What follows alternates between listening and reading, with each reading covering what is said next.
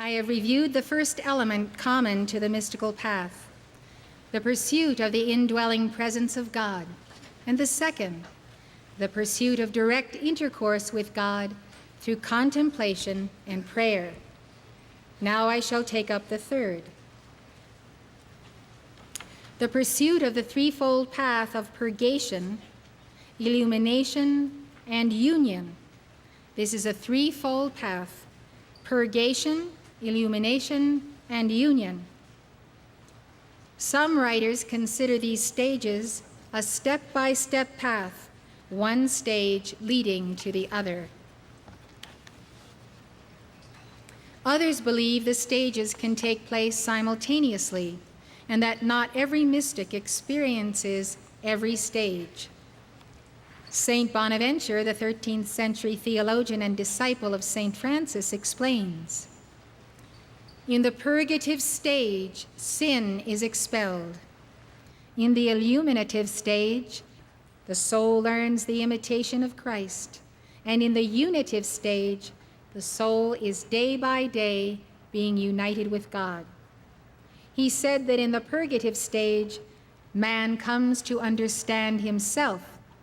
In the illuminative stage, he comes to understand God. In the unitive, he strives to be united with God. Father John Arintero, a Catholic author on mysticism, said that for Bonaventure, all these exercises are reduced to 3 points. Who is God? Who am I? How can we become united through love? As you know, the word purgation comes from the verb to purge, to purge. Purgation comes to the soul only after she has experienced her awakening in God. This awakening brings joy to the soul. But when God's light suddenly enters the world of the mystic, he becomes acutely aware of his faults and weaknesses. This was the experience of the psalmist, whose psalm I read. He sees his imperfections against the backdrop of God's perfection. More importantly, he sees that his imperfections or sins are what separate him from God, and he can no longer tolerate the gulf.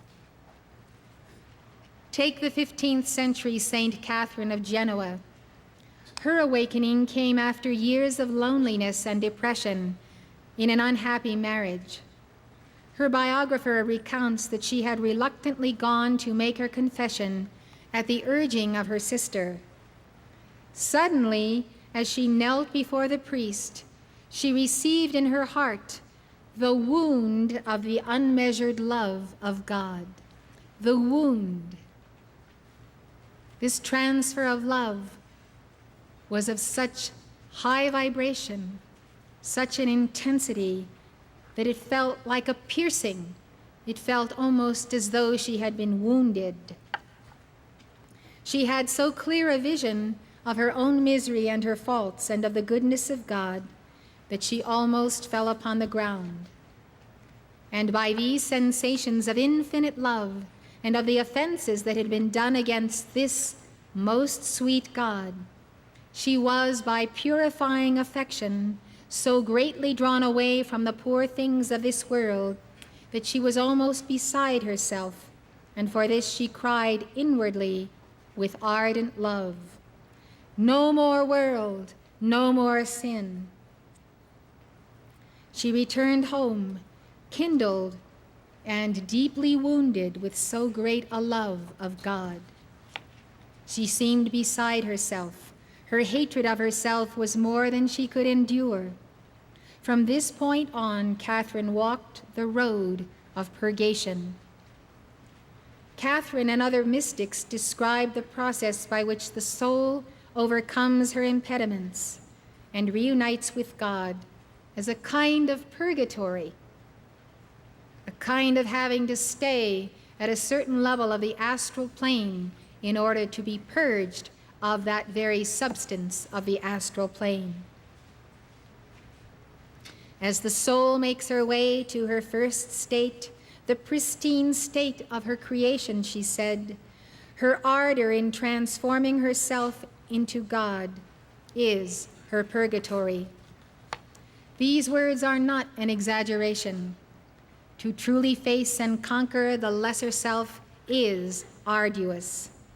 We should not underestimate the challenge. We should know what we are getting into when we want to go all the way back to God in this life. This is what Paul meant when he said, I die daily. Paul saw a part of himself dying daily, and some of those parts he was attached to. Some of those parts he didn't necessarily want to see die. But by having Christ be formed in him, something else that was not the Christ had to die. Catherine of Genoa explained that what dies daily is not the soul, but portions of the lesser self. She wrote, I see rays of lightning darting from that divine love to the creature, so intense and fiery as to annihilate not the body alone, but were it possible, the soul. So she saw the darts of love descending from her mighty iron presence. She saw them penetrating and entering and purging. All this she experienced. She said these rays purify and then annihilate that which was impure. The soul becomes like gold that becomes purer as she is fired, all dross being cast out. What is obliterated and cast out is not the soul one with God, but the lesser self. Imagine she called that part of the self, the lesser self, the exact term that we use. Once stripped of all her imperfections, the soul rests in God. It's like the 7 days of creation, resting the seventh day. Author Serge Hughes says, Catherine of Genoa unquestionably belongs to the great and almost universal tradition of spiritual writers who see the spiritual life as a way or a process. Catherine is engaged in a journey, a continued struggle for perfection, or to use her favorite analogy, an endless battle between the false self and the true self. Every day, said Catherine, I feel that motes are being removed, which this pure love casts out. All the time, God does not cease to remove them. When we surrender to God and give ourselves to him for this process, his position is, get it over with as quickly as possible. I want you home to my heart. I want to give you all of myself. I am your divine lover. I am your husband, your bridegroom. Come home to me. God knows that we suffer in the process. So if we give all of ourselves to him, he steps up the process so that we can get through the pain to the bliss. During the process of purgation, the soul faces testings, trials, and temptations that come in many guises. It is in the crucible of testing that the virtues of Christhood are forged. There is no other way to forge your Christhood than in the crucible of testing. Some mystics experience the fires of purgation through the censure of their religious superiors. Meister Eckhart, Mechtilde of Magdeburg, Jacob Berme, John of the Cross, Teresa of Avila, and Simeon, the new theologian, were all at some time in their life suspected of questionable beliefs or called on the carpet for their teachings. Some were persecuted and imprisoned. When they were persecuted and imprisoned, it is because they were so close to God that they were becoming one with God, and they dared to affirm that. So it has ever been that the hierarchy of organized religion does not want the individual to get too close to God and therefore have no longer need of that hierarchy to come between. Saint Germain pioneered the path of Christian mysticism on the seventh ray, lifetime after lifetime, and he paid the price. He paid it for himself, and he paid it for all of us. He was the prophet Samuel. He was Saint Joseph, Saint Alban, the first British martyr. He was Roger Bacon, Christopher Columbus, Francis Bacon. And as he was in these embodiments, he labored long to liberate the souls of all people from the shackles of ignorance and superstition. Some mystics have described a certain element of the purgative process as a dark night. The 16th century mystic St. John of the Cross said there are two dark nights, the dark night of the senses and the dark night of the spirit. The dark night of the senses takes place during the purgative stage as a transition to the illuminative stage. The dark night of the spirit takes place before the ultimate union of the soul in Christ in the spiritual marriage. Author E.W. Dickens says, "Night is simply John's term for privation of desires, the self-privation, and eradication of attachment to all that is not God." How can you tell what is an inordinate desire?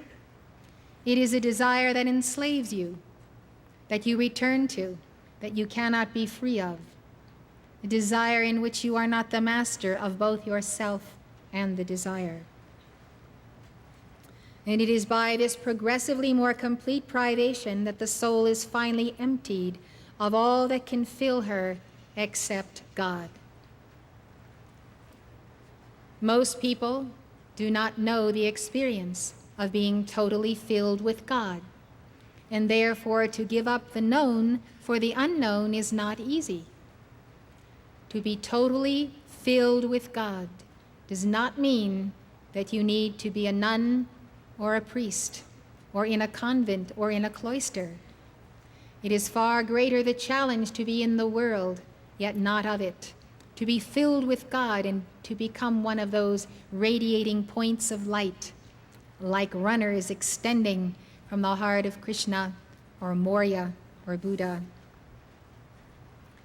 So I urge you to consider that your life will be far greater in joy when there is no room in you for anything but God. Because God is everything. God is everything that is real. Everything you could ever want, He will bring to you. Mary Baker Eddy said, "Divine love always has met and always will meet every human need." Every human need. That means when you are filled with God as divine love, God will give you everything that you lawfully need and that you lawfully want. I'm going to take up the dark night of the spirit when I discuss the spiritual marriage. So during the dark night of the senses, the mystic disciplines himself to overcome inordinate desires, desires that do not lead to his union with God. As St. John advised, to come to possess all, that is, all of God. If you really want that, desire the possession of nothing, and God will give you his all. The mystics recognize that one of the primary laws of spiritual progress is, as the soul becomes increasingly detached from the things of this world, she becomes increasingly attached to God. I have found in my experience that God uses a very interesting way in which to wean us from this world. He lets persecutions come upon us abundantly. And when we see the persecutions and we see what the world is capable of, somehow we lose a certain zest for that world. And we desire the most profound oneness with God. So I think God gives us a little bit of his spur and gives us some good kicks here and there, and lets our persecutions also be the means of bearing and balancing world karma. In the midst of adversity, you get a tremendous sense of co-measurement between the self that is God here and the self that is infinite and beyond all the pettiness of the planet. John outlined a two-step program to help the disciple get through the dark night of the senses. He said that by these two steps alone, the soul could conquer all inordinate desires that separate her from God. First, the mystic should have a habitual desire to imitate Christ in everything that he does. What would Jesus do? If you want to know what Jesus would do, you better read the Gospels over and over again, because you will find that he had a different response for different types of people. You also need to read the Gnostic Gospels, and if you want to, get my audio or videotapes of all the lectures I've given on Gnosticism, because there you see a different face of Jesus than you see in the four Gospels. So don't think that you automatically know what Jesus would do. Learn everything that he did in his life, contemplate how and why he did it, and then make your decision on what to do in that situation. He should meditate on Christ's life so that he may know how to behave in all things as Christ would behave. Jesus never turned aside from challenging evil, embodied evil or impersonal evil. He never walked away from it, and he never indulged it. Secondly, every pleasure that presents itself to the senses, if it be not purely for the honor and glory of God, must be renounced and completely rejected. I know of nothing that I do hour by hour throughout my life that I cannot dedicate to the honor and glory of God. I don't know of anything that I would want to do that does not have that purpose.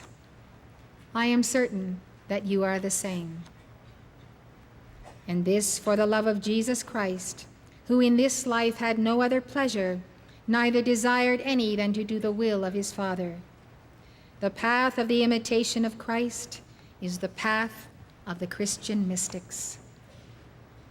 Jesus said, "If any man will come after me, let him deny himself, deny his lesser self, deny the carnal mind, and take up his cross daily. Take up your daily karma. Let not the sun go down. Let not your head come to rest on your pillow, that you have not dealt with the karma of the day that has descended, with violet flame, with service, with love, with every possible response." It is such a glorious feeling to conclude a day and know that by communion with another soul, you have been able to turn that soul around and direct her back to God. Taking up your cross daily means this: not only the cross of your karma, but your dharma, your duty to be who you really are on the path of personal Christhood in the footsteps of Jesus. St. Philip Neri wrote, "Nothing more glorious can befall a Christian than to suffer for Christ." We can all ask, how can suffering be glorious? Isn't this drive for suffering on the part of mystics masochistic? Aren't they inflicting upon themselves this pain because they're psychologically sick? Not when you understand that suffering for Christ means bearing your karma for him, so that he doesn't have to bear it for you. When you refuse to carry your karma and balance it, you are demanding that Jesus carry it for you. That's not very nice, is it?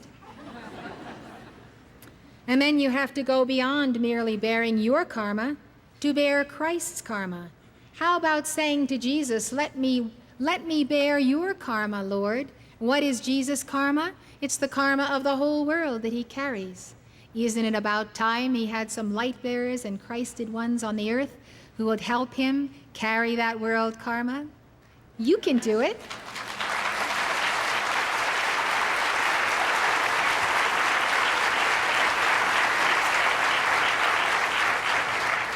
I want to tell you something.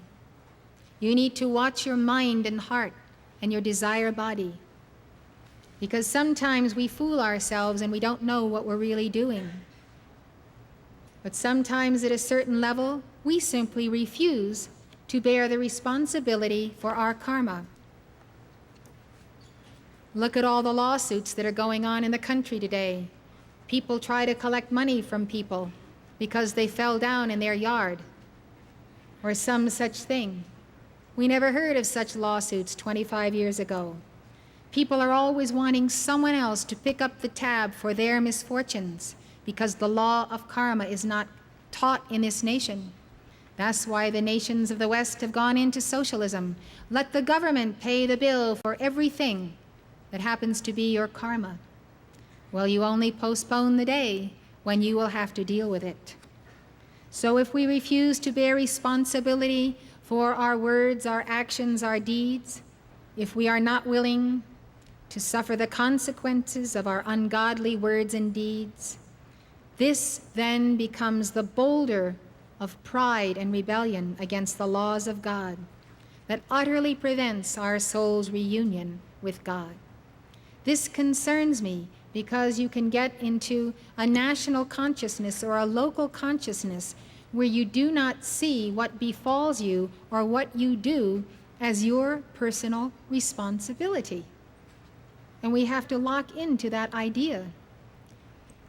The saints and adepts who willingly underwent what seemed to us extreme torments and self-imposed afflictions or severe illnesses were balancing their personal karma in order to achieve their soul's realignment with God. We have to make up our minds that on the path of the Masters of the Far East, we are all walking a path of karma yoga. You may follow other yogas, but karma yoga is upon you. It's upon you because your Master called you. Your Lord Jesus, your Lord Moriel has called you to this path because he loves you and knows that you have a particularly heavy burden of karma, that you need the violet flame, that you need the path and the teaching, and you need to live a life of service so that you can meet all the people to whom you owe a debt, where that debt must be paid back personally. Many debts can be paid back with a violet flame, but others simply cannot be paid without personal interaction. I have seen people come on this path and be here a year or 2 or 5 or 3 months and pass on.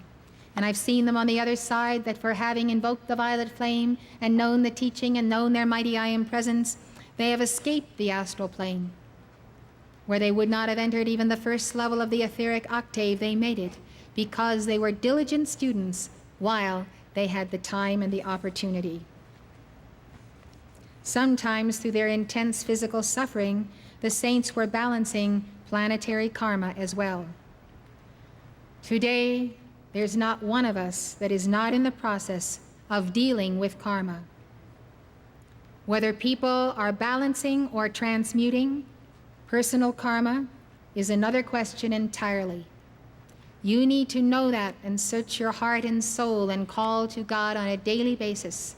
You need to really discover whether you are dodging your duty and your assignment in this life because you've got a comfortable pension or a comfortable job, but you're really not engaged in this purging process, in the process of being purged, illumined, and ultimately united with God.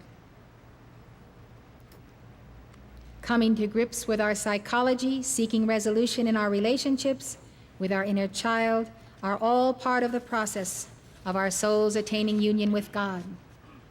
So my answer to the question, how can suffering be glorious, is that balancing your karma, paying back your debts to God and to every part of life, that is God, one by one, is glorious. Because none of us are truly happy deep down inside, and our souls can never be until we have undone the wrongs we have done to any part of life who is God, all the way back to the beginning of time and our first incarnation. These are some of the things that burden and depress us. These are the causes for psychological problems.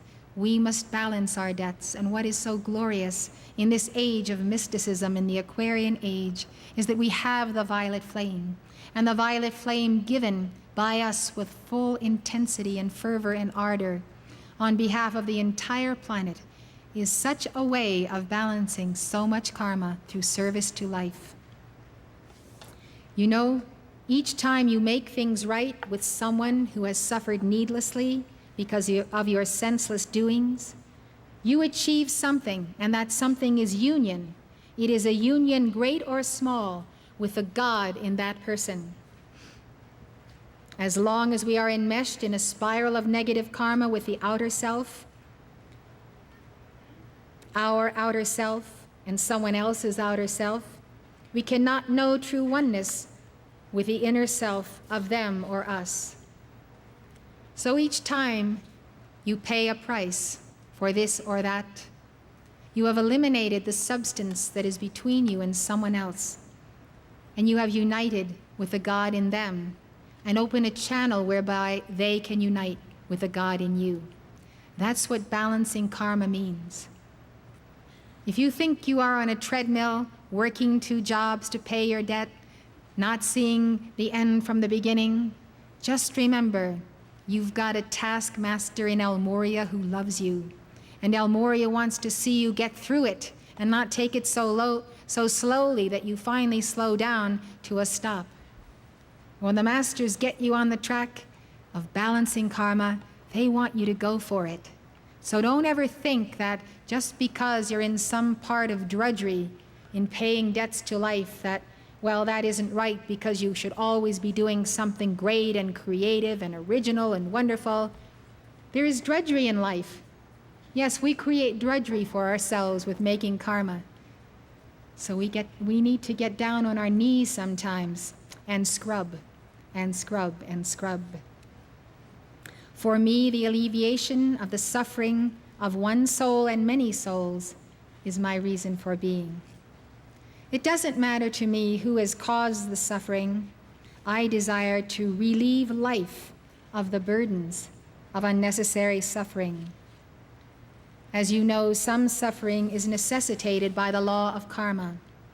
But where it is unnecessary, I want to be there to help someone be unburdened, to transmute pain through understanding and compassion, to lead someone out of the darkness of limited self-knowledge in the lesser self into the light of unlimited self-knowledge in the greater self.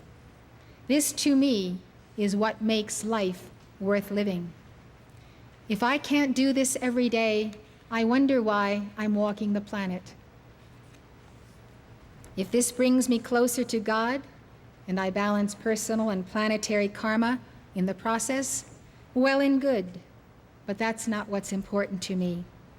For me, the joy of suffering is not a suffering at all. The joy is pure joy, and if there be pain, it is transmuted into the bliss of my union with God in every part of life. And the part of life that I love most being in union with is you, all of the wonderful chelas and keepers of the flame, and souls who recognize the light and the path, who want to get somewhere beyond where you are in this moment.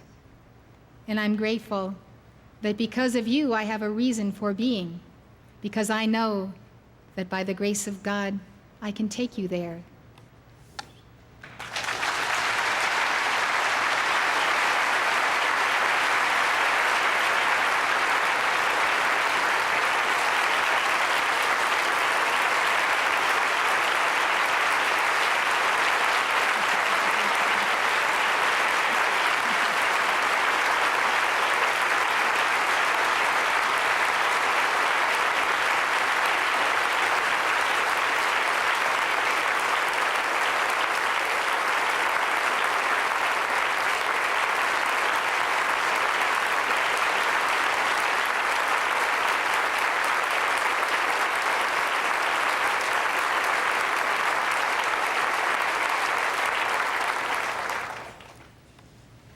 I wrote down these thoughts as I was preparing this lecture, because I asked someone about what they thought was the reason to bear suffering.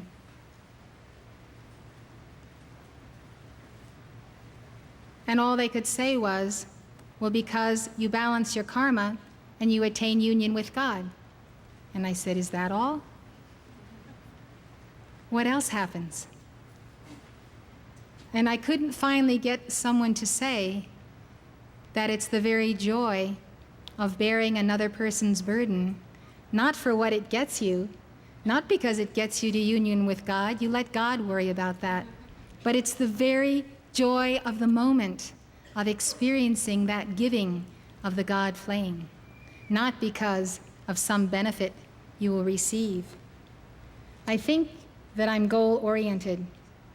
Whatever it takes to achieve the goal, I can endure, I can suffer, because I see the end from the beginning.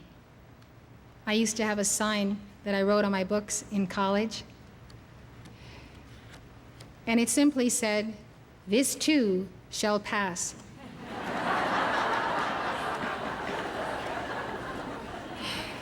And I would visualize the day and date when I would be through.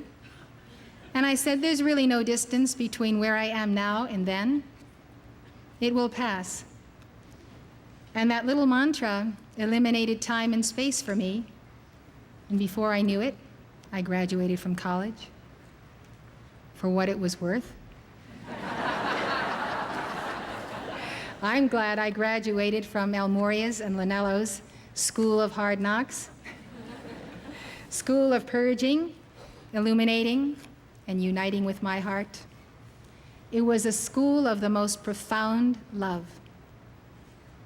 Anyone who goes to the trouble of disciplining you and expending all the fire of his heart and being and soul to make you the person that he knows you are is a true friend and a real guru.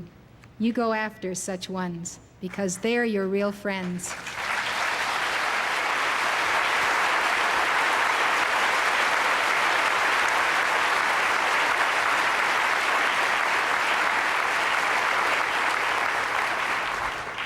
Jesus said that he laid down his life for his sheep. He talked about the souls of the lost sheep of the house of Israel. The term sheep is the equivalent of soul. And I can tell you truly that when you are going to help people, you do lay down your life, your light, all that you are, your heart and your essence, because it takes that much love and that much proving to God that you really want to be the instrument for the saving of a single soul or many souls. I welcome you to the opportunity to save the souls on this planet who will never be touched or reached unless they are touched by you. Not so long ago, I had the opportunity to counsel some people, and I recognized that if I hadn't taken the time to counsel them, there would have been nowhere else that they could have gone to come to an understanding of who and what they were and what they had to do to get to be who they really are. And at the end of that day, which was a long and a hard day in itself, I actually wept for joy in the heart of Kuan Yin, because I realized that Kuan Yin herself is everywhere that we are and reaches out to people in the lowest octaves. And sometimes the only person that they will see is us as Kuan Yin. And I had such an appreciation of Kuan Yin's mercy as to how far she has traveled to bring our souls to this altar as just one of the great avatars of the ages. Her service is particularly touching, and the stories about her I've lectured on, they're on tapes, you might want to study them. But there is a great feeling of knowing that God has called you to that service, and that if you are listening and you are there and you are hearing, you just know in your heart that God is saying to you, if you don't speak to this person, no one else will. How will I contact them? How will I bring them home? They have nowhere else to go, no one to teach them, no one to save them. When you realize that this is what it means to give yourself to God, to know such tremendous joy of helping people and facilitating their entering the courts of heaven, I assure you, there is nothing in this world that you cannot easily give up in exchange for such immense gladness. It's only way I can describe it, immense gladness that you have really been useful to the universe. There is a path of a minimum of suffering. That path is the path of the seventh ray and of the violet flame. Instead of encountering all of the old situations and taking 1,000,000 years, that gift of Saint Germain has given to us this opportunity to accelerate.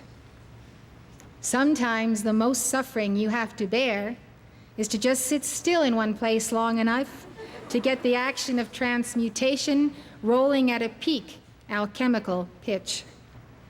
It goes on at all levels, that is transmutation, when we invoke it. Not only does the violet flame expel toxins lodged in our physical organs, but it also transmutes the karmas and traumas of our present and past lives recorded in the 4 lower bodies. As you know, this is the etheric body, the mental body, the astral or desire, and the physical body. The lower figure in the chart of your divine self shows us that we can become the temple of God as we invoke the violet flame from our mighty I Am presence through our Holy Christ self. It is a profound teaching of Kabbalah that we must go through Tiferet to get to Keter.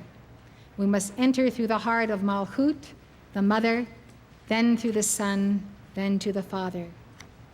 Saint Germain unveiled the violet flame to the world in 1929 through Guy and Edna Ballard of the I Am activity. It is the gift of his heart to all who would enter the golden age of Aquarius.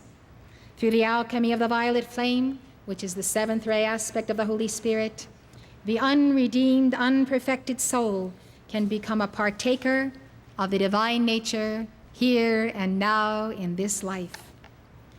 If it were not for Saint Germain with his twin flame and consort, the Lady Master Portia, our sponsors, who are the hierarchs of the Aquarian age, we would not be invoking the violet flame today for the transmutation of all sin, disease, and death.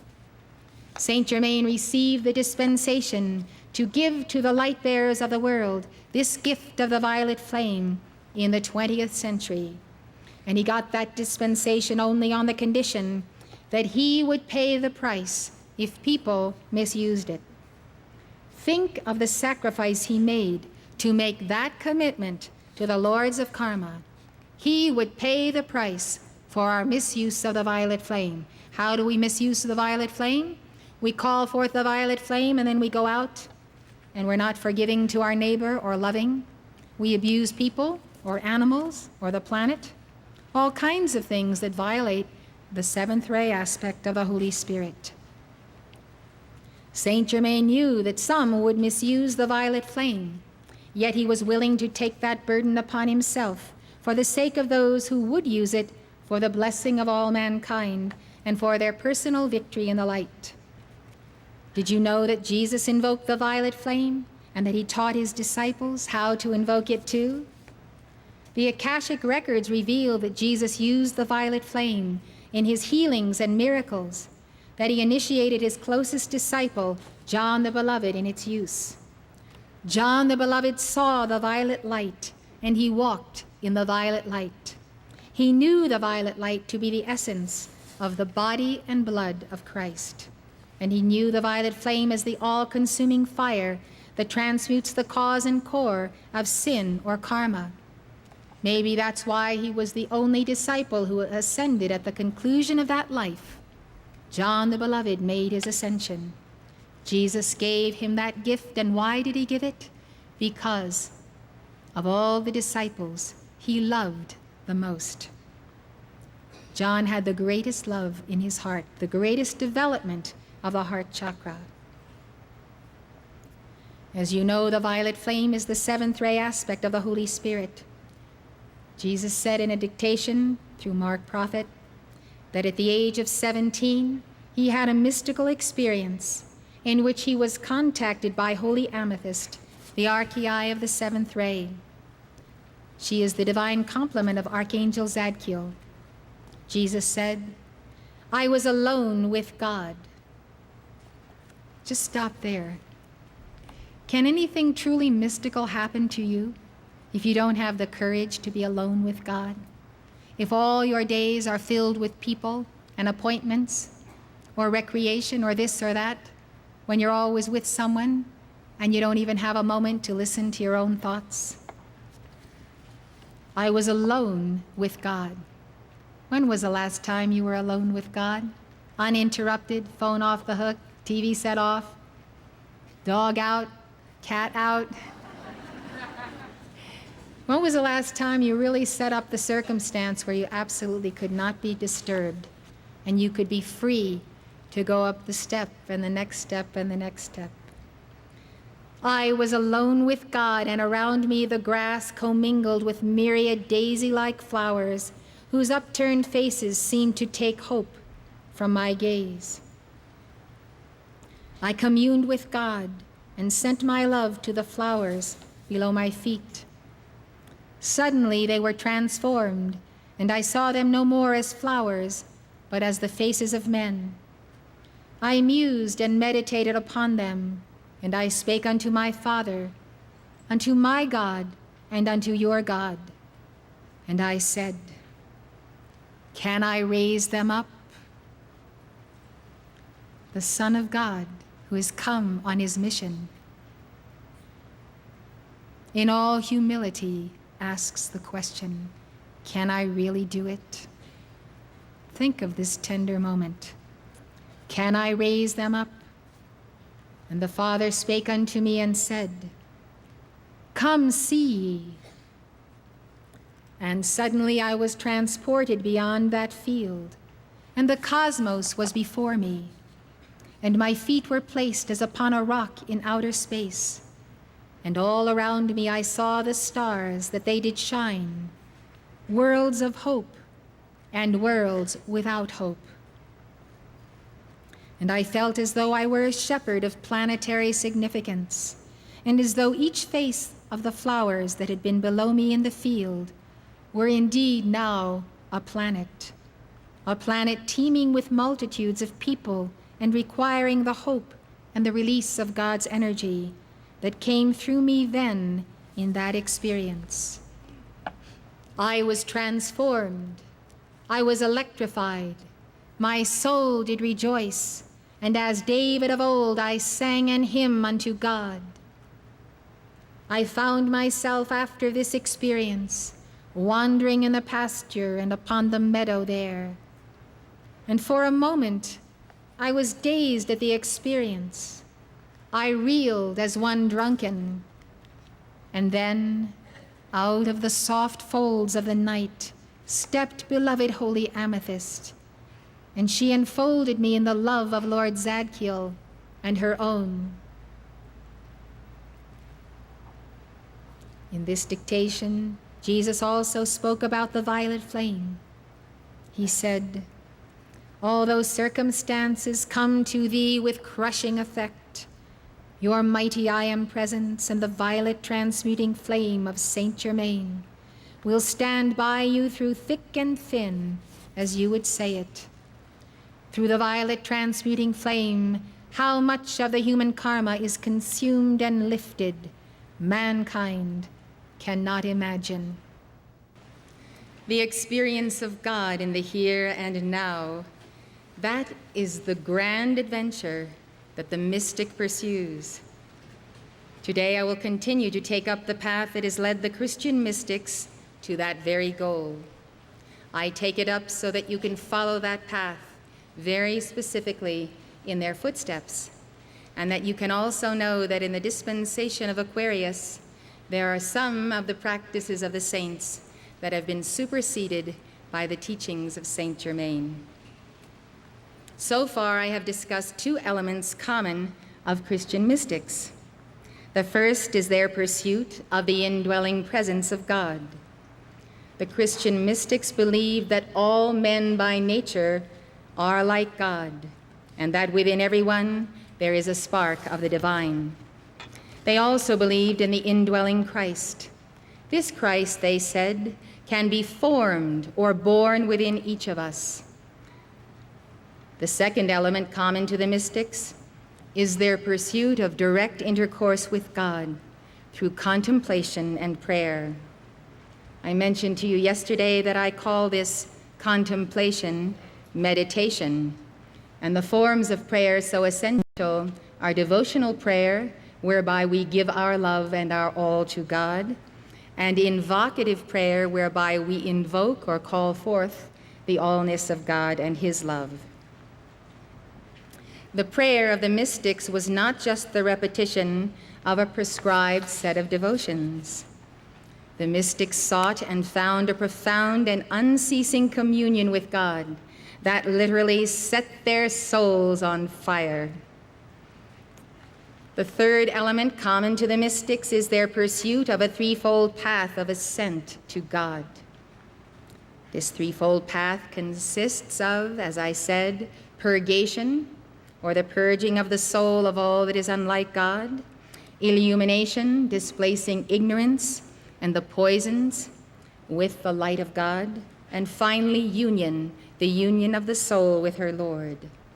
These stages can take place simultaneously, and not every mystic experiences every stage. Don't think of these mystics of centuries ago. You are the mystics of the Aquarian age. You are the mystics of this decade and this hour. Yesterday, I began to discuss with you the process of purgation. The mystics described the purgative stage as a battle between the false self and the true self. Don't ever assume that you have passed that stage. It's a very dangerous assumption to make, because the fallen self, the carnal mind, and the dweller will never say die.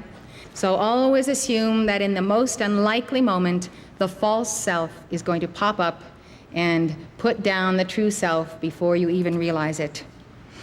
The path of purgation is a path of the imitation of Christ. When you imitate Christ and you mirror his life and work and his great love and healing power, you are displacing the not self with a true Christ self, and thereby that Christ is being formed in you. But even amidst the greatest sufferings, the mystics saw that path as one of pure joy. Today we have the violet flame, the gift of beloved Saint Germain, to help us through the purging process. And the violet flame is surely the joyous flame, the all-consuming flame of God. It is our greatest comfort sent to us from the Comforter, the Holy Spirit, and from Saint Germain. And so I'd like to pick up where I left off yesterday, which was with the subject of fasting. All of the saints and mystics of the ages have fasted as a very natural inclination and response to God, the desire to be self-emptied for a greater and more profound and sensitive communion with God. It is absolutely true that when you set aside the denser foods, you have a much greater inner peace and a greater communion with the lights of all eternity. Fasting can assist the work of the violet flame. Fasting is advocated in the spiritual traditions of East and West. It has been a regular practice among Christian monastic communities. For instance, the poor Clares of San Damiano ate only one full meal a day, except on Sundays and Christmas, when they were allowed to have 2 full meals. The poor Clares were an order founded in the 13th century by St. Clare, a disciple of St. Francis. In addition, the Pope forbade the poor Clares to eat any meat. That was a wise Pope. St. Clare, however, showed discretion in her fasting rules. She explained that exceptions should be given for younger sisters, those who are weak and those who are serving outside the monastery. John Climacus wrote of the virtues of fasting. Detachment from the things perceived by the senses means the vision of things spiritual. I'm certain there is hardly a soul here today who has not experienced the tremendous contact with God through fasting even for a day or 3 days or a week. So John Climacus says, fasting ends lust, roots out bad thoughts, frees one from evil dreams. Fasting makes for purity of prayer, an enlightened soul, a watchful mind, a deliverance from blindness. Fasting is the door of compunction, joyful contrition and end to chatter, an occasion for silence, a custodian of obedience, health of the body, an agent of dispassion, a remission of sins, and the gate indeed, the delight of paradise. Many people who have entered the spiritual path have felt the need to fast and to change their diet, eliminating denser foods like meat and dairy products. Dense foods actually inhibit the ability of the individual cells of your body to carry light. Of course, you have to know when and what to fast on under the supervision of your health practitioner as well as your spiritual teacher. But you also need to remember that the goal of fasting and a good diet is to root out and destroy so you can build and plant, as the Lord told Jeremiah. You need to build a strong and vibrant body so you can work the works of God on earth. The 11th century Eastern Orthodox priest, Elias the presbyter, understood the need for balance. He wrote, "The ascetic has to know when and by what means of what foods to treat the body as an enemy, when to encourage it as a friend, and when to succor it as an invalid. Otherwise, he may unwittingly offer to the friend what is proper for the enemy, or to the enemy what is proper for the friend, and to the invalid what is proper for either of the other two. And having alienated all three, he may find them fighting against him in time of temptation. The body is an enemy to us when we begin to crave, the cells begin to crave the old foods that we ate 10 and 20 years ago or when we were children. And so if we listen to those cravings and we respond to them, we are giving in to the enemy.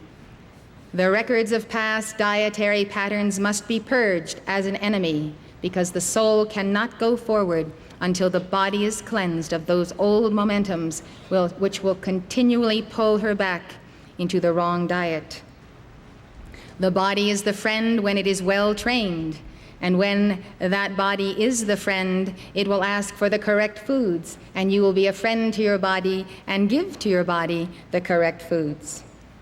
One of the best fasts I know of is to fast on toasted, pressure-cooked brown rice and bancha tea or herb tea. You should be using reverse osmosis purified water if you wish to use water in fasting, or sweet vegetable broth. Here's the recipe for sweet vegetable broth. It's a very supportive broth. It supports your organs while they are self-emptying and purging. You should finely chop your choice of 3 or more sweet vegetables, such as sweet squash, onions, carrots, cabbage, or daikon, which is white radish. Boil the vegetables with 4 times the amount of water without any added salt for about 15 minutes. Then drain off the broth and drink it.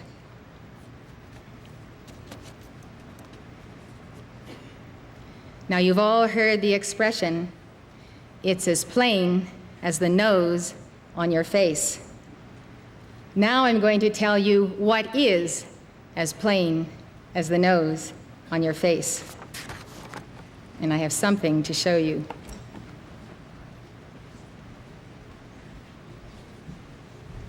This is my grocery bag.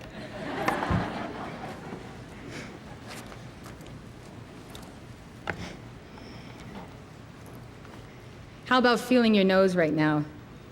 Give a little squeeze to the very end. You know, Rudolph's red nose?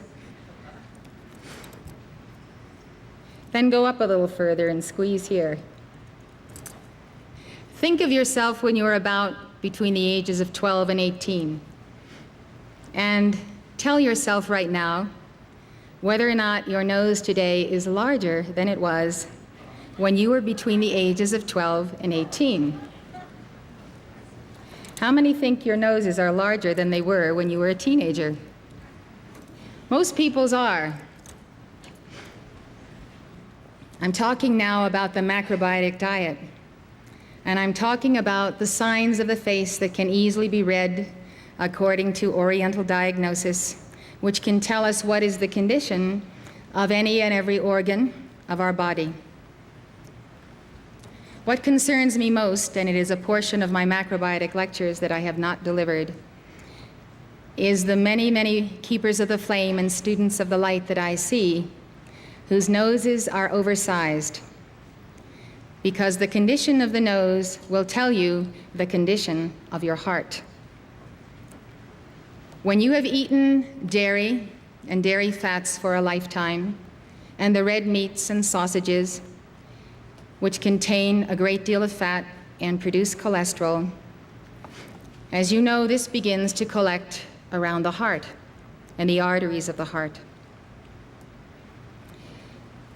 This takes place gradually, and I'm certain that all of us have known of people or had very close loved ones or dear friends who have had themselves checked by doctors, have been told they were in perfect health, and not long thereafter they dropped dead of a heart attack or of a stroke.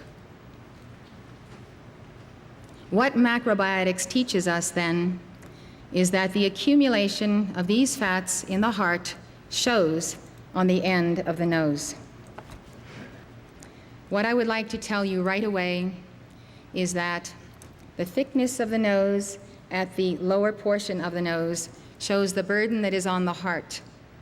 When the nose is thick at the top, when you have added fat, I'm not talking about your bone structure. Some of us have a wide bone structure at the top of the nose, but added fat at the top, that is an indication of the potential for stroke.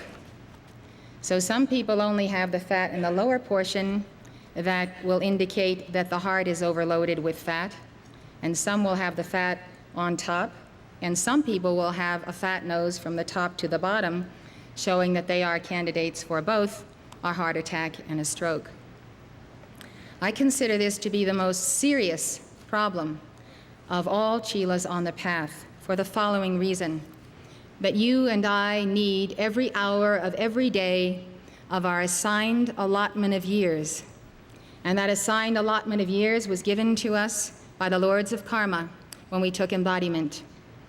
We were told exactly what our lifespan would be, and that we could increase that lifespan by good works, by a spiritual life, and we could decrease it by the wrong vibrations, taking in alcohol, drugs, nicotine, and so forth, and eating the wrong diet.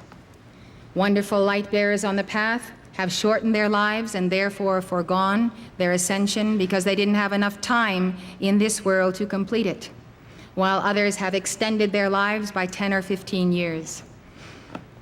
Now, sometimes, somewhere on the spiritual path, most people stop eating these heavy fats.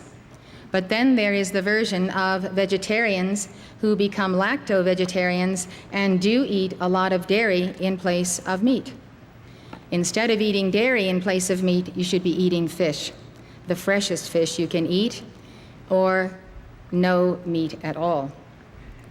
So there is a way to deal with this, and it is amazing how you can deliver your body of fats, especially in these most dangerous areas, very quickly.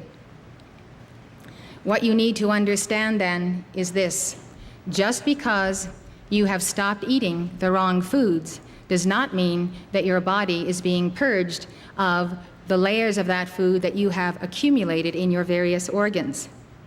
Now, it is a myth and incorrect, and I will explain this scientifically in a macrobiotic lecture, that fasting on fruits and fruit juices will purge the body of these substances. On the contrary, they will drive the heavy fats and cholesterol deeper and deeper into the organs. So fruit fasting will not deliver you from that danger zone, but there is something else that will.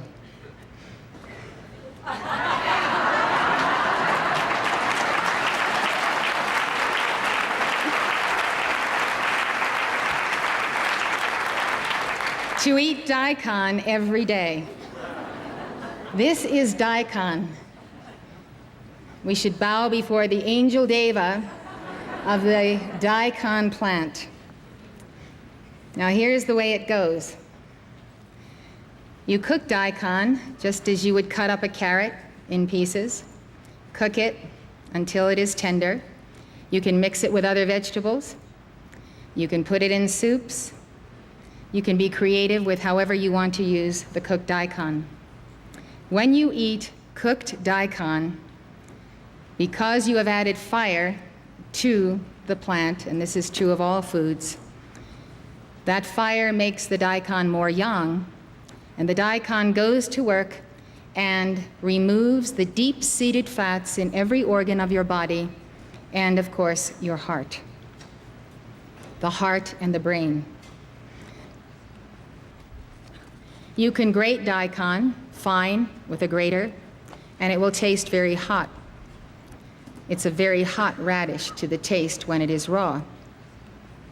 You can grate it, you can put a little shoyu or soy sauce on it or a little salt, and you can chew it and eat it up raw. All you need is a tablespoon, and that's all you'll want. Daikon in the raw form is more yin, and it will deliver from you the more recent fats you have eaten, like today and yesterday and last week, that haven't yet settled deep into the organs. So that's the basic concept of daikon. I myself have been eating cooked and raw daikon religiously daily for any number of years now that I've been on the macrobiotic diet. I've seen my entire body change, as nothing else has ever changed my body, and giving me a freedom, a deliverance, and a lightness. It is difficult to be on the macrobiotic diet when you have to do all of the cooking yourself. But I can tell you that one of the most important things a yogi from India ever told me was that his guru told him that every yogi must cook his own food, putting his own vibration into it and cooking what is right for his body. The macrobiotic diet can be elaborate or simple, but there are basic rules to follow. If you want to maintain health and longevity in this life, you need to cut down on dairy or eliminate it altogether. There are times when you make exceptions, and that's fine. You don't need to be fanatics. But as a rule, it is best to discontinue dairy because that is what is causing the fat in the organs. And the same is true with red meats. So if you can bring your diet into alignment with fresh vegetables, all the various wonderful grains that nature has provided for us, and the wonderful fish and seaweed and broths that you can make from them, you will see a lightening of your consciousness and a healing of your form. I commend you to this, and it's a good idea to go ahead and have a Polaroid picture taken of yourself and to keep it. Keep it somewhere and take it out a year from now and see what's happened to you after you have made daikon your priority on a daily basis. I'm giving you this teaching for your health and because I love you each one very much, and I am truly concerned about your victory, your path, and your ascension.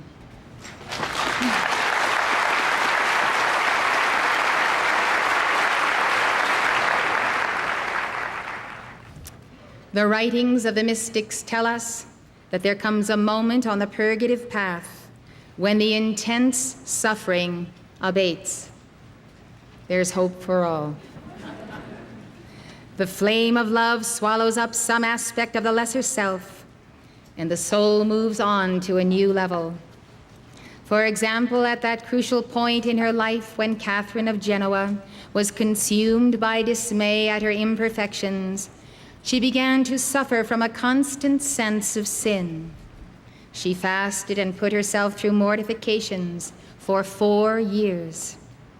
Suddenly one day, the thought of these mortifications was in an instant taken from her mind, and she was unable to continue them.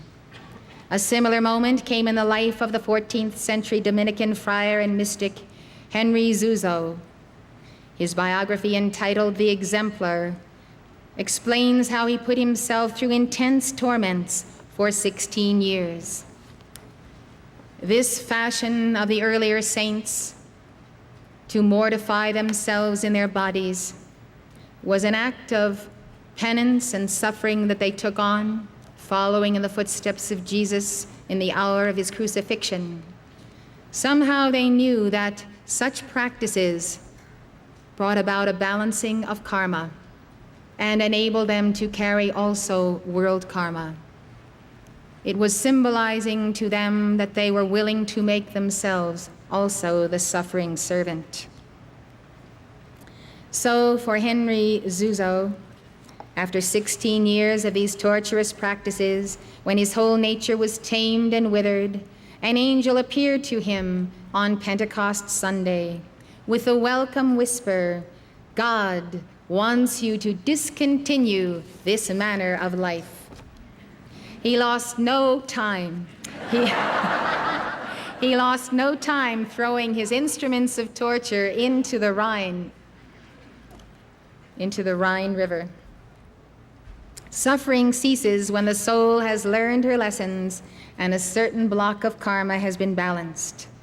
Suffering then is the purgative process. If you are suffering in and through something, which you know also means to endure, to suffer something means to endure it and to go through it rather than to sidestep it. If you're in that place, understand that it is a lawful place, a known place on the path of initiation. And so don't say to yourself, why do I have this depression? Why do I have this state of consciousness? What's wrong with me? What's altogether right with you is because you are a Chela, your karma is descending, your negative karma is accelerating. Transmute it, invoke the violet flame. You don't have to flagellate yourself. Just use the violet fire and serve God night and day. The cessation of suffering then marks the moment when the soul is ready for the illuminative stage.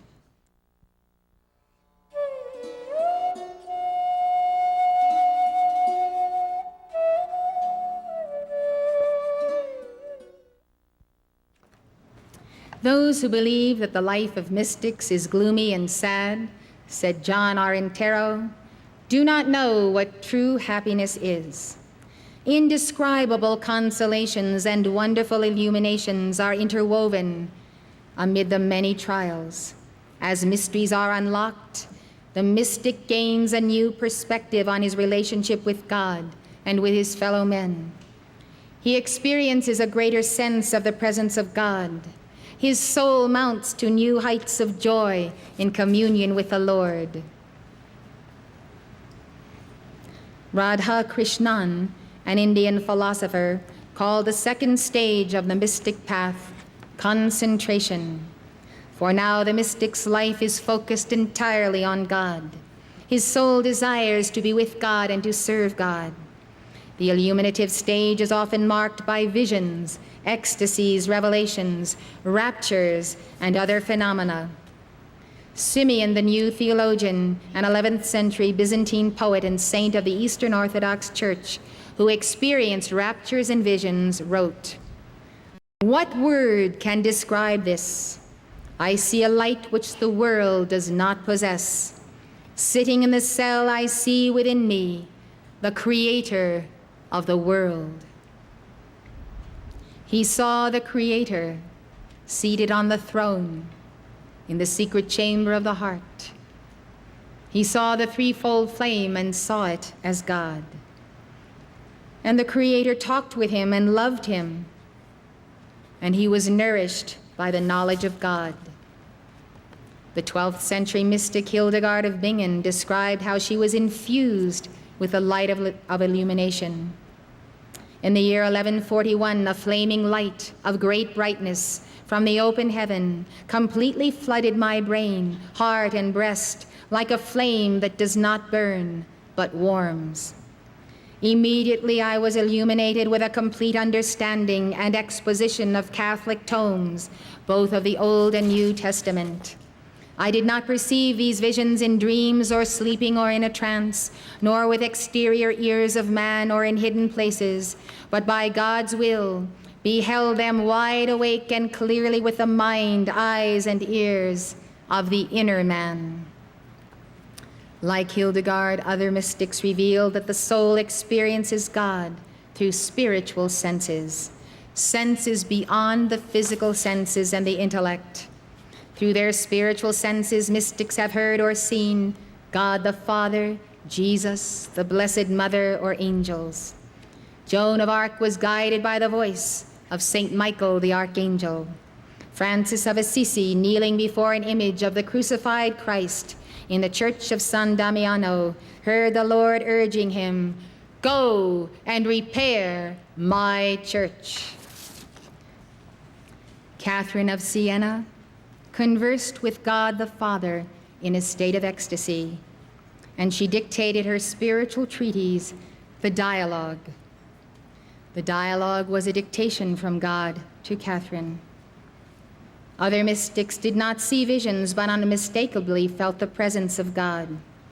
Teresa of Avila's life was guided by visions and locutions, the terms she used to describe directions, revelations, and rebukes from God. But Teresa said she never saw any of her visions with her bodily eyes, and only twice heard God's messages with her bodily ears. She said that sometimes the Lord puts what he wants the soul to know very deeply within her, and there he makes this known without image or explicit words. Origen of Alexandria observed, "We do not think that God speaks to us from outside, for those holy thoughts that arise in our heart, they are the way God speaks to us." The modern-day mystic Mother Teresa of Calcutta said she left her position as a high school teacher to work in the slums because she heard the call of God while on her way to an annual retreat in Darjeeling, India. The message was quite clear, she said. I was to leave and help the poor whilst living among them. It was an order.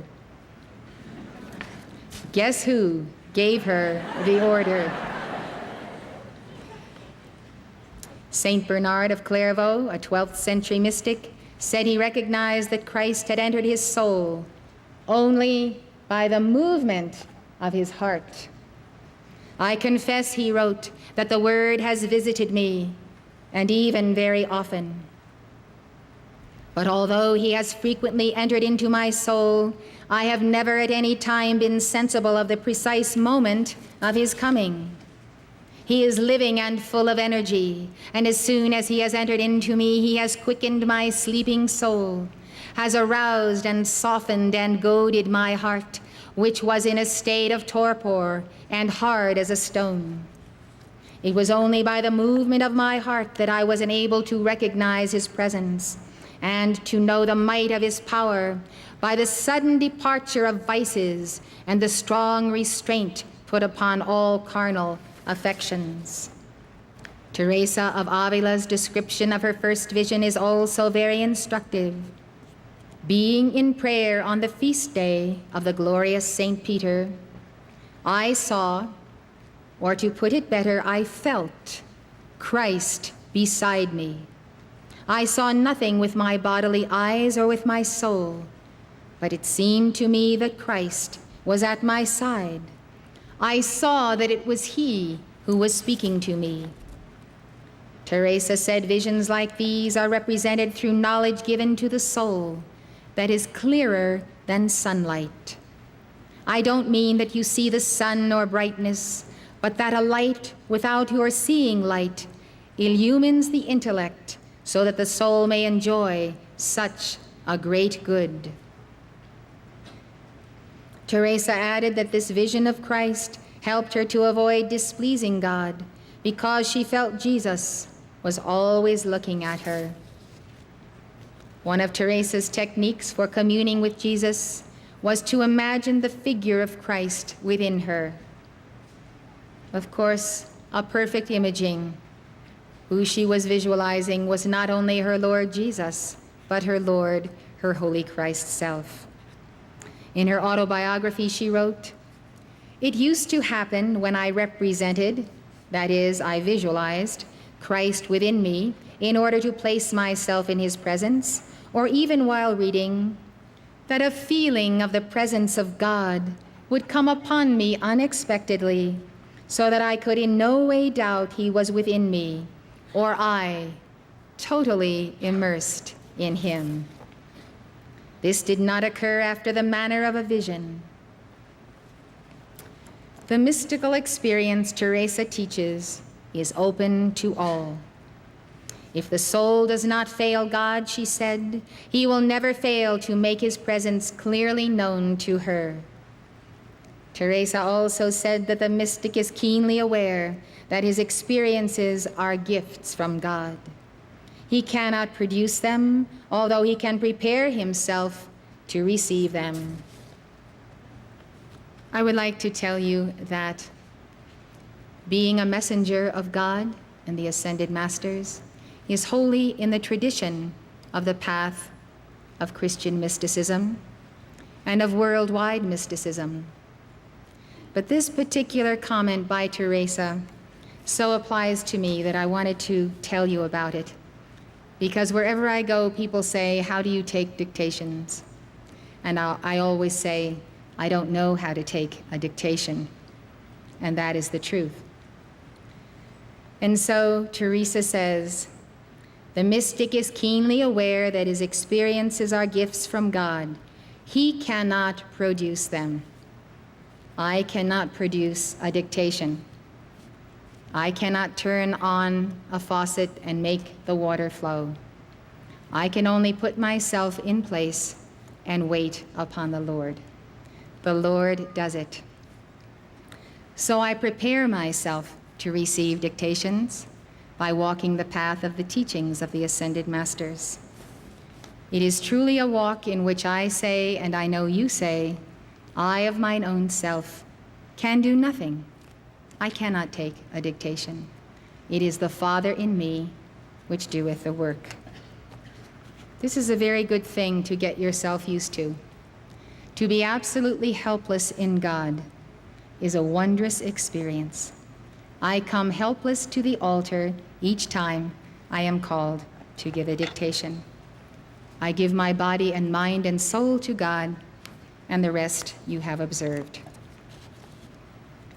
As an adjunct to Teresa's exercise of visualizing Christ within, the Ascended Master Kuthumi wrote in the book Corona Class Lessons, by meditating on the luminous aura of a saint or an Ascended Master and visualizing that light around you with focused attention, you may draw forth the intensity of your own Christ radiance stored in your causal body. So whatever saint or Ascended Master you commune with or you visualize, the result will always be the same, that your Holy Christ self will enter your temple and draw nigh to you. Teresa of Avila was candid when writing about her visions, locutions, and raptures. She said that during her raptures, without her being able to resist, her soul was carried off. Sometimes even her body levitated. So you see, the mystic path does have its lighter moments. Levitation, Teresa said, happened to her rarely, but when it did, it distressed her because she feared it would increase her notoriety. One time, Teresa was attending a service along with some ladies of nobility, and she began to levitate. I stretched out on the floor, she writes, and the nuns came and held me down. Nonetheless, this was seen. I begged the Lord very much not to give me any more favors that would involve any outward show. He was pleased to hear me because up to the present, I have never had this experience again. Maybe the TV show about the flying nun is not so far-fetched after all. In her dialogue, Catherine of Siena recorded this instruction God gave her about levitation. The body is lifted up from the ground because of the perfect union of the soul with me, as if the heavy body had become light. This does not happen because its heaviness has been taken away, but because the union of the soul with me, God, is more perfect than the union between the soul and the body. And for this reason, the strength of the Spirit united with me, God, lifts the body's weight off the ground. It is popular today to equate mysticism with raptures, ecstasies, visions, or even levitation. But the mystics often warned, and so do the gurus of the East, that phenomena are not the goal of the mystical path. They said it is dangerous to ask God for or to expect such experiences, because this leaves us open to projections from our own imagination or from the devil. Author J. Mary Luty writes, although Teresa esteemed mystical phenomena, she was also cautious about them. Not only because such experiences could be counterfeited, but also and especially because she understood the mystical life to involve so much more than peak experiences. For Teresa, the marks of true Christian intimacy with God were first, last, and always the marks of concrete love, the bearing of the cross, that is personal and planetary karma, and the service of one's neighbor. Sensation was not what she was seeking, but transformation in God for the sake of God's service. I would like to share with you a few of the experiences of the mystics that tell us something about the path to union with God. There came a time when God told Henry Zuzo to stop his self-imposed torments because he needed to make progress in a different manner. Zuzo then had an extraordinary experience that to me represents the Illuminative Stage. This is what his biographer records. It happened once that he was seated in his cell reflecting on spiritual matters. As he pondered the wonders of eternal wisdom, his senses were stilled in ecstasy, and it seemed to him that a princely young man drew near and spoke to him.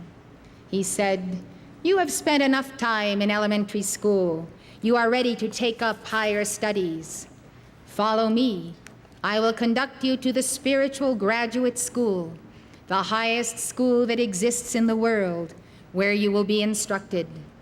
This will establish your soul in holy peace and bring your devout beginning to a blessed end." Henry jumped happily to his feet, and it seemed to him that the young man led him by the hand to a spiritual land. After walking across a meadow, they entered a schoolhouse and were received with open arms by the students. When the headmaster heard the uproar being made over this would-be disciple, he said in a true professional style, "Before accepting him as a pupil, I must question him personally." After a short interview, the headmaster announced to the student body, "This undergraduate has within him the seed of a first-rate scholar, but whether the seed will sprout or lie fallow depends on himself. If he is willing to be pulverized by the constant friction of hard work and stringent rules, luscious fruit will result from the seed of his dead self." Henry, not understanding the meaning of these words, turned to the young man who had acted as his guide and questioned him. "Dear companion, tell me more about this graduate school and the higher studies one pursues there." "The science learned in the advanced school of holiness," said the young man, "is nothing else than a complete, perfect resignation of oneself, so that a man's will is so evenly balanced that the scale turns neither to the right nor left, when God places on it joy or suffering, directly or through creatures.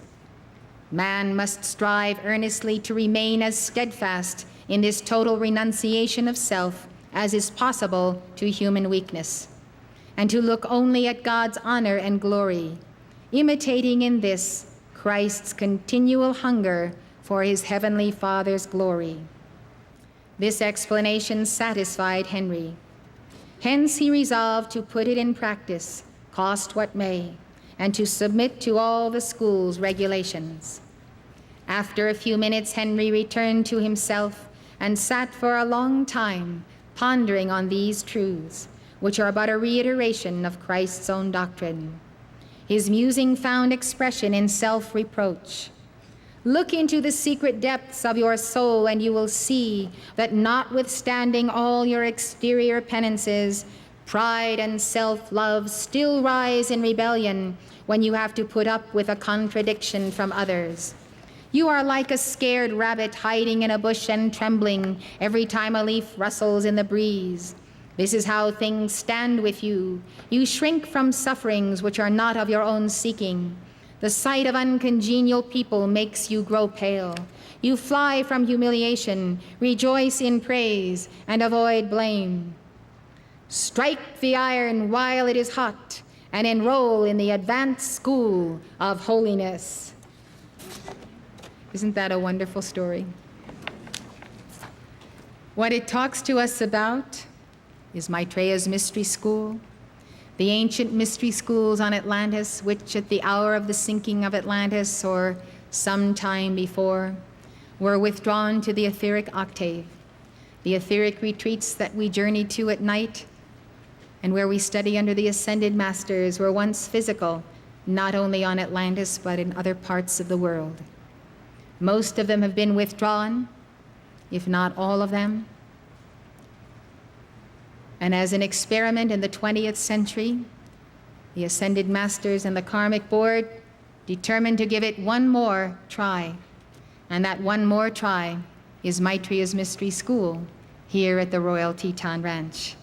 It is the attempt to bring back into the physical octave the Masters, their teachings, their path, and to give an opportunity for all light bearers of the world whose time has come to graduate from Earth's schoolroom. The visions and locutions of the Christian mystics sometimes include specific directions, rebukes, and consolations. For example, Teresa of Avila said that one day Jesus commanded her to establish a new monastery. He made great promises that it would be founded, she writes, and that he would be highly served in it. He said it should be called St. Joseph's. On another occasion, Jesus chided Teresa for failing to write down the insights he gave her. He said, "Don't neglect to write down what I say, for even though it may not benefit you, it can benefit others." Keep your spiritual journal. Keep that journal and write down what Jesus tells you every day. When you are careful and treat his words preciously and the words of your Holy Christ self, and when you are attentive and set aside time for listening, following your evening decrees at home, and you simply sit and meditate and pray and invoke the presence of Jesus, write down what comes to you. Don't make the decision then and there that it is absolutely correct in the Word of God, but write it down and see what follows in your life. See what comes of it. Let experience be the test of the accuracy of what you are hearing. And so develop this ongoing communion. And you will find as you move on in years and you become mature and wise in the teachings and you are counseling others and you thumb through your notebook, you will find all kinds of precious words and gems to give to others. Henry Zuzo's biography records that on the feast of the Assumption of the Blessed Virgin, he was given a glimpse of heaven, but when he tried to enter, an angel stayed him with the words, "Sorry, brother, but you will have to atone for your misdeeds before gaining admittance." Without further ado, the angel led Henry over a twisted path to a dark cave, so narrow he could barely turn around. Did you ever have a dream like that? You were in this place that was getting narrower and narrower. Left alone in this prison, he spent the night grieving and bemoaning his pitiable condition. In the morning, the angel returned and said, "How do you feel?" "Awful, awful," sobbed Henry. The angel said, "The Queen of Heaven is very irritated at your conduct. And that is why you are imprisoned here." Startled by this information, Henry asked, "Poor me, and in what have I offended Her Majesty?" "You have repeatedly shown yourself unwilling to preach on her feast days," the angel said. "And yesterday, on the feast of her Assumption, you refused to preach even though your prior appointed you to do so." "But, dear angel," Henry explained, "it is because I consider myself unworthy of telling her praises, and I feel that the older fathers could do far better than I, a poor wretch." "Take my word for it," the angel said. "Her Majesty prefers your halting words to the eloquence of your elders." Half choked with tears, Henry blurted out, "Dear angel, speak to Her Majesty in my behalf, for I promise never again to falter in her praises." The angel smiled, led Henry out of his prison, and on the homeward way told him, "Basing my statement on what Her Majesty has told me about you, I tell you that she will receive you indulgently and show herself a gracious mother." And so it came to pass, as the angel said. Now I come to a very precious portion of this teaching of our dear Saint Germain in his embodiment as Christopher Columbus. As you know, this is 1992, the 500th anniversary of Christopher Columbus discovering the West Indies. So it is a great year of celebration, and see where we have come from those 3 small ships, the Nina, the Pinta, the Santa Maria. So this is what Christopher Columbus went through. He went through his purgation and his illuminative stage. He had profound mystical experiences that illustrate both, and they show the consolations that can come to the true mystic. It was on his return to Spain after discovering the New World that Columbus first heard the celestial voice, which was to comfort him throughout his career. During his 3rd voyage, Columbus described this voice. "The day after Christmas, 1499, after everyone had left me, I was attacked by Indians and ill-disposed Christians, and was placed in such an extremity that I had to flee for my life in a small caravel. Then the good Lord helped me, saying, 'O man of little faith, fear not, for I am with thee.' And the Lord scattered my enemies and showed me how I might fulfill my vows." During his 4th voyage to the New World, Columbus was faced with unrelenting hardships. First, he was caught in such a severe storm that he called it a second deluge. "Everything was worn out," he wrote, "ships and men alike. My old wound opened, and for 9 days I saw myself lost, without hope of life." He finally landed and repaired his ships as best he could, but soon met again with contrary winds and currents. The ships were no longer seaworthy, and the crews were mortally sick and exhausted, he wrote. His ship struggled to a safe harbor, but the men could not go ashore for a whole month because of unceasing rain. "I do not know whether any other man has suffered such torment," said Columbus. But his troubles did not stop there. The crew was short on provisions, and they also encountered a waterspout, which Columbus said would have drowned them if they had not broken it by reciting from the Gospel according to St. John. Columbus decided to leave 80 men behind to found a colony and take the others back with him to Spain.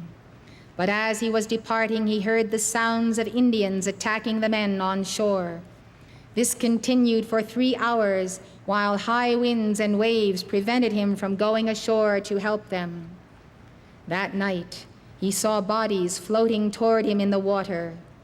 In this moment of despair, Columbus wrote to King Ferdinand and Queen Isabella, "I was outside and all alone on this very dangerous coast with a high fever and greatly exhausted.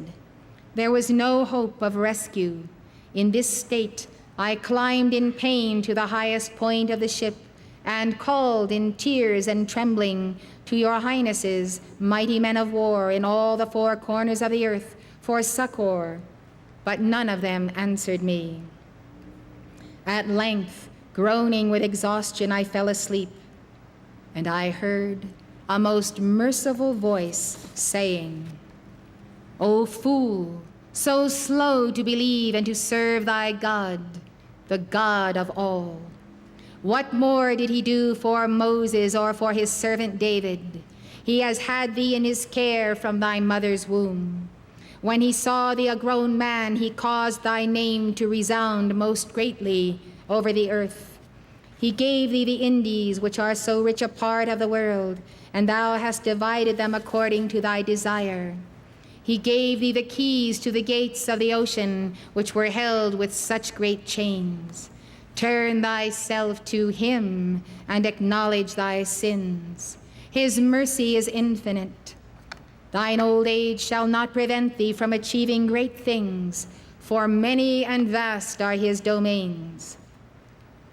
Thou criest for help with doubt in thy heart. Ask thyself, who has afflicted thee so grievously and so often, God or the world? The privileges and covenants which God giveth are not taken back by him. Whatever he promises, he fulfills with increase, for such are his ways. Thus have I told thee, said the voice, what thy Creator has done for thee and for all men. He has now revealed to me some of those rewards which await thee for the many toils and dangers which thou hast endured in the service of others. Columbus said, I heard all this as though in a trance, but I could find no reply to give to so sure a message, and all I could do was to weep over my transgressions. Whoever it was that had spoken ended by saying, Fear not, but have faith. All these tribulations are written upon tablets of marble, and there is a reason for them. Remember that when you face adversity, when you cannot comprehend how God would do such a thing to you, as Columbus thought.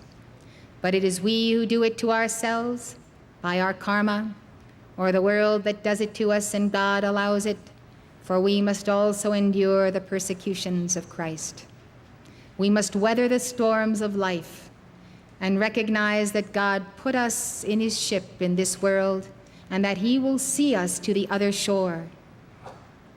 If we keep on striving, if we are not daunted by what anyone says about us or what anyone throws in our pathway, know who you are, know what you are, know God lives in you.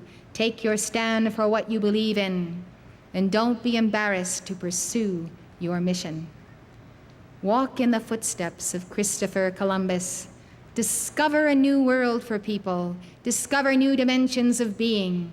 Discover them and make your charts and maps so clear that when you give this teaching to others, they can enter that world because you have so clearly defined it in your meditations and in your communions with God. This experience of our beloved Saint Germain is a hallmark in the annals of purgation and the dawn of illumination from God which followed it.